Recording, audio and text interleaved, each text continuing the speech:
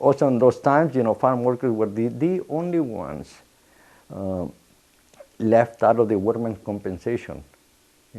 Workmen's compensation is supposed to be the most hazardous of all industries, or the most hazardous of all industries. Yet farm workers back in 1969 were not covered. If somebody got injured on the job, they could sue the employer, but there was no attorney that will take their cases, not a farm worker against a grower. The other alternative would go to welfare for medical assistance. If you qualify, great. If you didn't, tough luck. So we tried to get it that in the 1968 legislative session. Of course, we failed. We had no friends in the legislation at the time. But we find out that there was a way to challenge into an administrative decision of the department. So we got the proper challenge, and we held some 13 hearings throughout the state of Washington. Every one of them well attended. The first one was in Yakima, and it was quite a hearing.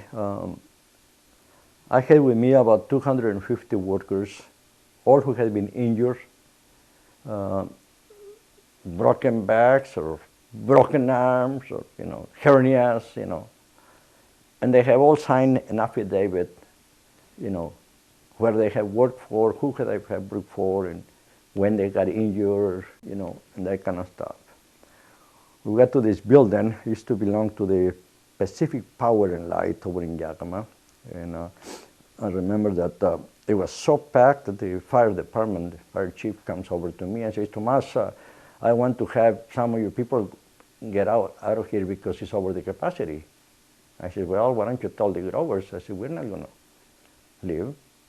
So they end up not telling anybody. But the growers started, when the labor industry hearing started, I remember that they asked, who's going to testify? And every Mexican worker that was there, they got afraid because their employers were there.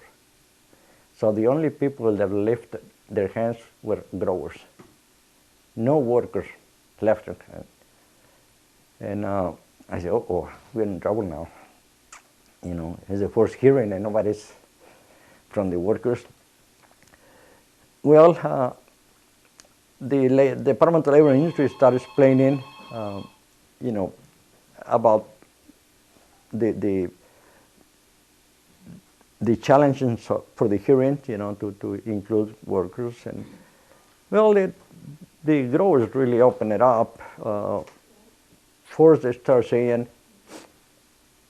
why should we cover farm workers? And I said, actually, we're making them a favor by giving them a job. I said, they come from Texas here. They bring their families that are in summer school. They camping out in tents under trees and enjoying themselves. I said, you want us to provide medical care for them when they are on vacation? I mean, there was something. And so, and then another one, a guy went out of the way and says, well, I said, why should we cover them? Workers are nothing but a bunch of drunks.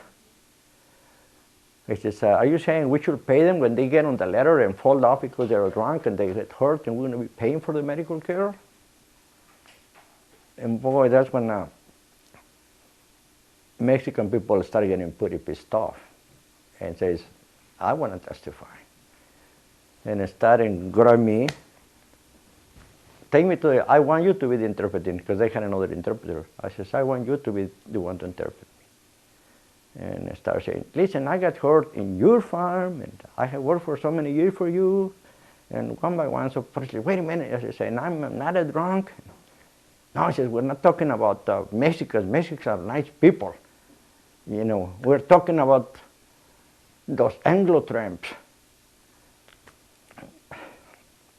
They didn't realize that I had about 100 of them there. And boy, they start raising a cane.